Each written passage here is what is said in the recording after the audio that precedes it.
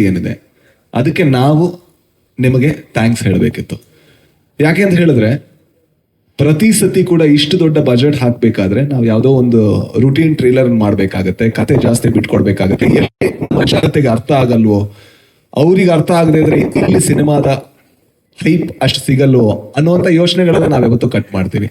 ಆದ್ರೆ ಅರ್ಜುನ್ ಜನ್ಯ ಅವರು ನಿಮ್ಮನ್ನು ತುಂಬಾ ನಂಬಿದ್ರು, ಜೊತೆಗೆ ಕನ್ನಡದ ಮಾಧ್ಯಮವನ್ನ. ಸೊ ನೀವಿವತ್ತು ಆ ಟ್ರೈಲರ್ನ ಡಿಕೋಡ್ ಮಾಡಿದ್ದು, ಅರ್ಥ ಮಾಡ್ಕೊಂಡಿದ್ದು ಏನಂತ ತೋರಿಸುತ್ತೆ ಅಂದ್ರೆ ನೀವು ತುಂಬಾ ಬುದ್ಧಿವಂತರಿದ್ದೀರಾ ಅಂಡ್ ಯಾವ್ದು ಒಳ್ಳೇದು ಅಂತ ಅನ್ಸುತ್ತೆ ಅವಾಗೆಲ್ಲ ಕೈ ಹಿಡಿದು ನಡೆಸಿದ್ದೀರಾ. ಆ ಕೈ ಹಿಡಿದು ನಡೆಸಿದ್ದಕ್ಕೆ ನಮ್ಮ ತಂಡದ ಪರವಾಗಿ, ನಮ್ಮೆಲ್ಲರ ಪರವಾಗಿ ನಿಮಗೆ ಮೊದಲ thank you so much. Thank you. And ಯಾವತ್ತೂ ಕೂಡ ಒಬ್ಬ ಚಿತ್ರಕರ್ಮಿಯಾಗಿ ನನಗೆ ಆಸೆ ಇತ್ತು, ನಮ್ಮ ಸಿನಿಮಾಗಳನ್ನ ಬೇರೆಯವ್ರು ಮಾತಾಡಬೇಕು, ಹೊರಗಡೆಯಿಂದ ಮಾಡ್ಬೇಕು. ಕನ್ನಡ ಸಿನಿಮಾ ಅಂತ ಹೇಳಿದ್ರೆ ಓ ಚೆನ್ನಾಗಿದೆ ಅಲ್ವಾ ನಿಮ್ದು ಅನ್ನೋ ತರ ಅನ್ಸ್ಬೇಕು. ಎಲ್ಲಾ ಕಡೆ ಆ ಸಿನಿಮಾನ ತೋರಿಸಿ ತುಂಬಾ ಚೆನ್ನಾಗಿ ಮಾಡಿದ್ರ ಅಂತ ಆ ಒಂದು ಹೊಗಳಿಕೆ ಗಿಟ್ಟಿಸ್ಕೊಳ್ಬೇಕು ಅಂತ. ಅದು ಯಾವ ಕನ್ನಡ ಸಿನಿಮಾ ಆದ್ರೂ ಪರವಾಗಿಲ್ಲ. ಈ ಸಿನಿಮಾದಲ್ಲಿ ಇವತ್ತು ಈ ಸಿನಿಮಾ ಏನ್ ನೋಡ್ತಾ ಇದ್ದೀರಾ ನೀವು, ಇದಕ್ಕೆ ಇಬ್ರು ತುಂಬಾ ದೊಡ್ಡ ಕಾರಣ. ನಾನು ಯಾವತ್ತು ಅವರಿಬ್ಬರನ್ನೇ ಯಾವತ್ತೂ ಹೇಳೋದು. ಒಂದು, ಇದರ ನಿರ್ದೇಶಕರಾದಂಥ ಅರ್ಜುನ್ ಜನ್ಯ ಅವರು, ಅವರ ಕನಸು ಅಂದ್ರೆ ಒಂದು ಕ್ಷಣ ಕೂಡ ಅದ್ರಲ್ಲಿ ಡೌಟ್ ಬಂದಿಲ್ಲ ಯಾವತ್ತು ಅವರಿಗೆ ಇದನ್ನ ಮಾಡ್ಬೇಕಾ, ಅಂದ್ರೆ ಇದನ್ನ ಮಾಡಿದ್ರೆ ಹೇಗೆ. ಇದು ಇಡೀ ಸ್ಟ್ರಕ್ಚರ್ ಅಲ್ಲಿ ನೋಡಿದ್ರು ಕೂಡ ಒಂದು ಹೊಸ ತರ ಕತೆ ಕಟ್ಟುವಂತಹ ಒಂದು ಶೈಲಿ. ಬಟ್ ಅವರ ಆ 3 ವರ್ಷದ ಅಂದ್ರೆ ನಾನು ಯಾವತ್ತೂ ಅವ್ರು ಮಲಗಿದೆ ನೋಡಿಲ್ಲ ಅಣ್ಣ. ನಾನು ಕೇಳ್ತಿದ್ದೆ ಎಷ್ಟು ಗಂಟೆ ಮಲಗ್ತೀರ ಅಂದ್ರೆ 2 ಗಂಟೆ 1.5 ಗಂಟೆ ಅಷ್ಟೇ ನಿದ್ದೆ ಅವರಿಗೆ. ಅದೆಲ್ಲ ಆದ್ರೂ ಕೂಡ ಇವತ್ತು ಆ ಸಿನಿಮಾ ಏನಾಗಿದೆ ಅದಕ್ಕೆ ಕಾರಣ ಅವರು. ಅಂಡ್ ಇವತ್ತು ಕೂಡ ಆ ಸಿನಿಮಾಗ ಅವ್ರು ದುಡಿತಿದ್ದಾರೆ ಅನ್ನೋದು ಅವರಿಗೆ ಲೈಮ್ ಲೈಟ್ ಬೇಡ, ಅವ್ರಿಗೆ ಬೇಕಾಗಿರೋ ದುಡಿತ ಅಂಡ್ ಒಂದು ಒಳ್ಳೆ ಸಿನಿಮಾನ ನಿಮ್ಮ ಮುಂದೆ ತರುವಂತಹ ಒಂದು ಆಸೆ ಅವ್ರದ್ದಿದೆ. ಹಾಗಾಗಿ ಅವ್ರಿಗೆ ಟ್ರೈಲರ್ಗೆ ಯಾವ ತರ ಸಪೋರ್ಟ್ ಮಾಡಿದ್ರು ಅದೇ ರೀತಿ ಸಿನಿಮಾ ಸಪೋರ್ಟ್ ಮಾಡಿ ಅಂತ ಕೇಳ್ಕೊತೀನಿ. ಇನ್ನೊಂದು ನಮ್ಮ ಅಣ್ಣ ಯಜಮಾನ್ರ ಅಂತ ಕರಿತೀನಿ ಅವ್ರನ್ನ ಫೋನ್ ಮಾಡಿದಾಗೆಲ್ಲ, ರಮೇಶ್ ರೆಡ್ಡಿ ಅವರು. ಯಾಕೆಂತ ಹೇಳಿದ್ರೆ ಒಂದು ಬಜೆಟ್ ಹೇಳಿದ್ರು ಸುಪ್ರೀತ್ ಅವರು 1:3 ಆಗಿದೆ ಅಂತ. ಅದಾದ ತಕ್ಷಣ ನಾವೆಲ್ಲರೂ ಕೂಡ ಅವರ ಒಳ್ಳೇದಕ್ಕೆ ಏನೋ ಒಂದು ಸಜೆಷನ್ ಕೊಡ್ತೀವಿ. ಬೇಕಾ ಹಣ ನೋಡ್ಕೊಳ್ಳಿ, ಅಷ್ಟು ಬಜೆಟ್ ಆಗ್ತಿದೆ ನೋಡ್ಕೊಳ್ಳಿ, ಮಾರ್ಕೆಟಿಂಗ್ ಇದೆ, ತಪ್ಪಲ್ಲ, ನಾವೆಲ್ಲ ಹೇಳ್ತಾ ಇರ್ತೀವಿ. ಅದು ಏನೇ ಹೇಳಿದ್ರು ಕೂಡ ಎಲ್ಲರೂ ಅವರು ಒಂದು ಕಥೆನ ಅರ್ಥ ಮಾಡಿಕೊಂಡು ಆ ಕತೆ ನಾನು ಹೇಗೆ ಮನ್ಸಲ್ಲಿ ನೋಡಿದನೋ, ನನ್ನ ನಿರ್ದೇಶಕ ಹೇಗೆ ಮನ್ಸಲ್ಲಿ ನೋಡಿದನೋ ಅದೇ ರೀತಿ ಕಾಣಿಸ್ಬೇಕು ಅಂತ ದುಡಿದಂತಹ ವ್ಯಕ್ತಿ. ಅಣ್ಣ ನಾನು ಮೊನ್ನೆ ಕೂಡ ಹೇಳಿದೆ, ನೀವು ಹೂಡಿಕೆದಾರ ಅಲ್ಲ, ಇನ್ವೆಸ್ಟರ್ ಅಲ್ಲ, ನೀವು ನಿರ್ಮಾತ. ಸೊ ಆ ನಿರ್ಮಾಪಕ ಅನ್ನೋ ಹೆಸರಿಗೆ ನೀವು ಶೋಭೆ. ಥ್ಯಾಂಕ್ ಯು ಇಷ್ಟು ದುಡಿದಿದ್ದಕ್ಕೆ, ಈ ಸಿನಿಮಾನ ಇಷ್ಟು ಚೆನ್ನಾಗಿ ತೋರಿಸಿದ್ದಕ್ಕೆ ಥ್ಯಾಂಕ್ಸ್ ಅಣ್ಣ. ದಯವಿಟ್ಟು ನಿಂತ್ಕೊಬಿಡಿ ಅಣ್ಣ. ಅಂಡ್ ಅದ್ರ ಜೊತೆಗೆ ಶಿವಣ್ಣ ಅವರಿಗೆ ಥ್ಯಾಂಕ್ಸ್ ಹೇಳಬೇಕಾದ್ರೆ ಗೀತಾ ಮ್ಯಾಮ್ಗೆ ಅದೇ ಸ್ವರದಲ್ಲಿ ನಾನು ಹೇಳಬೇಕು. ಯಾಕೆ ಅಂದ್ರೆ ಪ್ರತಿ ಸತಿ ಕೂಡ ನಮಗವ್ರ ಶಿವಣ್ಣ, ಆದ್ರೆ ಅವರಿಗೆ ಗೀತಕ್ಕನಿಗೆ ಹಾಗಲ್ಲ, ಅವರಿಗೆ ಅವ್ರ ಪತಿ. ಆದ್ರೆ ಅವರ ಆರೋಗ್ಯ ಏರ್ಪೇರಾದ್ರೂ ಕೂಡ ಅವ್ರು ಹೇಳ್ಬೋದಾ ಏನೋ ನಾನು ಮಾಡ್ತೀನಿ. ಯಾಕಂದ್ರೆ ಅವ್ರು ಬಂದದ್ದು ಸಿನಿಮಾ ಒಂದು ಟ್ರೆಡಿಷನ್ ಇಂದ, ಅವರ ತಂದೆ ಹೇಳ್ಕೊಟ್ಟಂತ ಪಾಠ. ಬಟ್ ಏನೇ ಆದ್ರೂ ಕೂಡ ಆ ಟೈಮಲ್ಲಿ ಬೇಕಾಗಿರೋದು ರೆಸ್ಟ್ ಅಂತ ಹೇಳ್ಬೋದಿತ್ತು, ಅವರ ಮಗಳು ಕೂಡ.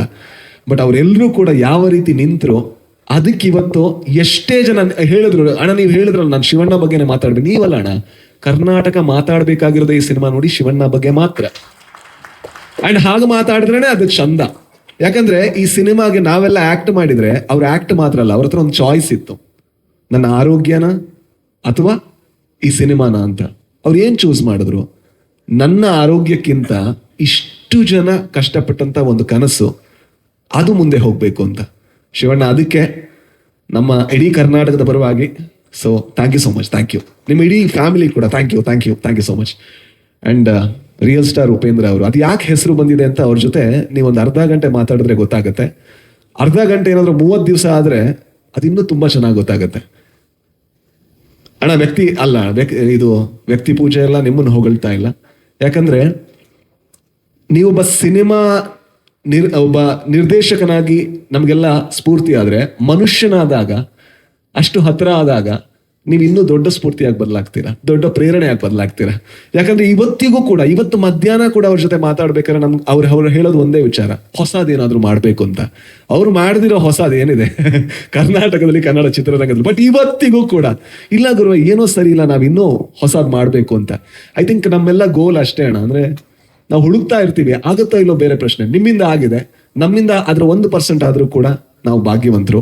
ಕನ್ನಡ ಚಿತ್ರರಂಗನ ಯಾವ ರೀತಿ ಇನ್ಸ್ಪೈರ್ ಮಾಡಿದಿರ ಅಂಡ್ ಇವತ್ತು ಮಾಡ್ತಾ ಇದ್ದೀರಾ, ಮುಂದೇನು ಮಾಡ್ತಾ 1000 ಅಡಚಣೆಗಳಿರ್ಬೋದು, ಬಟ್ ನಿಮ್ಮಿಂದ ಅದಾಗುತ್ತೆ, ನಿಮ್ಮಿಂದ ಅದನ್ನೇ ಎಕ್ಸ್ಪೆಕ್ಟ್ ಮಾಡೋದು. So thank you so much, ಎಲ್ಲದಕ್ಕೂ ಕೂಡ ಥ್ಯಾಂಕ್ ಯು. ಅಂಡ್ ಜೊತೆಗೆ ಪ್ರಮೋದ್ ಶೆಟ್ಟಿ ಅವರು ಹೋಗಲ್ಲ, ನಾನು ಇನ್ನೇನು ಎಂತ ಹೋಗೋದು, ಹೌದು ಅದು ಹೇಳೇ ಹೇಳ್ತೀನಿ, ಬಿರುಕು ತುಂಬಾ ಇದೆ, ಏನ್ ಮಾಡೋದು.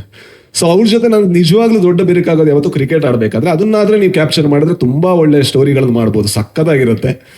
ಬಟ್ ಯಾವತ್ತು ಮಗುನೇ ಅವರು ಅವರ ಮ್ಯಾನೇಜರ್ ಹತ್ರ ಮಾತಾಡ್ಬೇಕಾದ್ರೆ ಹೇಳ್ತಿದ್ದೆ, ಅಂದ್ರೆ ನಾನು ತುಳುಲ್ ಹೇಳೋದು, ಹೊಗಳಿದ್ರೆ ಕನ್ನಡದಲ್ಲಿ ಅರ್ಥ ಆಗ್ಬಾರ್ದು ಅವ್ರಿಗೆ ಅನ್ನೋ ಕಾರಣಕ್ಕೋಸ್ಕರ.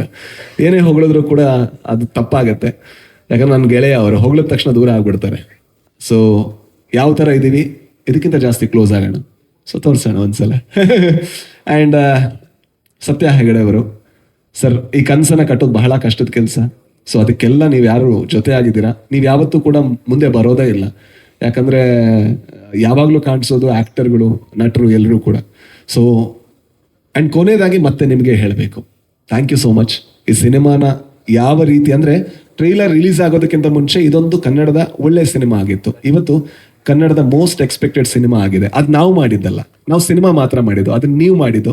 ಹಾಗಾಗಿ ದಯವಿಟ್ಟು ಇದನ್ನು ಕಂಟಿನ್ಯೂ ಮಾಡಿ, ಯಾಕಂದ್ರೆ ಇದೊಂದು ಒಳ್ಳೆ ಪ್ರಯತ್ನ. ಆ್ಯಂಡ್ ಆ ಒಳ್ಳೆ ಪ್ರಯತ್ನದಲ್ಲಿ ಹೊಸತನ ಇದೆ, ಹೊಸತನವನ್ನೇ ಈ ಸಿನಿಮಾದಲ್ಲಿ ಹುಡುಕಿ ಅಂಡ್ ಹೊಸತನದೊಂದಿಗೆ ಹೊರಗೆ ಬನ್ನಿ, ಹೊಸತನದ ಬಗ್ಗೆನೇ ಮಾತಾಡಿ. ಸೊ ಇದೊಂದು ಹೊಸ ಶಕೆಯಾಗ್ಲಿ, ಒಳ್ಳೆಯ ಕನ್ನಡ ಸಿನಿಮಾ ಇನ್ನೂ ಜಾಸ್ತಿ ಬರಲಿ. Thank you so much. Thank you so much Raj B Shetty.